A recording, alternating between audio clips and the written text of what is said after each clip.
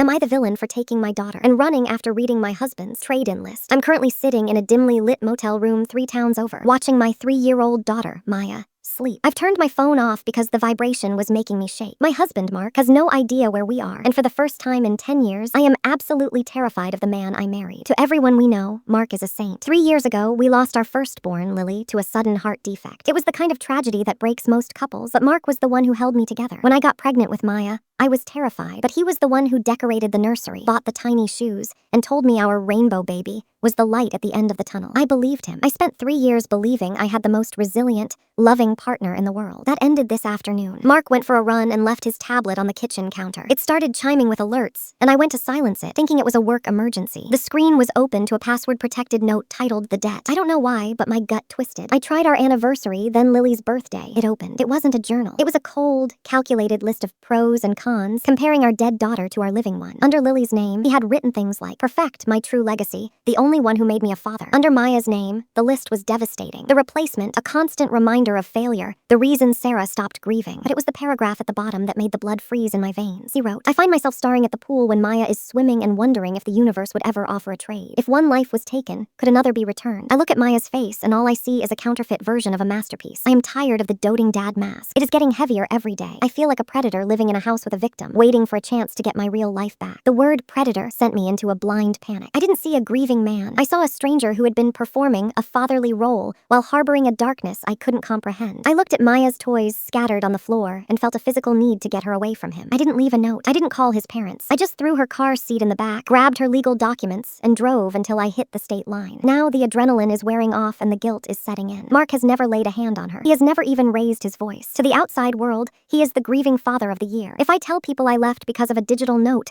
they'll call me hysterical. They'll say he's just venting his trauma and that he needs therapy, not a divorce. But how am I supposed to go back to a house where my husband looks at our child and sees a counterfeit? How do I sleep in a bed next to a man who wonders if the universe would offer a trade? Am I the jerk for kidnapping my daughter based on my husband's private, intrusive thoughts? Or is a father's resentment a danger that can't be ignored? Would you go back and demand he get help? Or is the safety of your child worth ending a marriage over words on a screen?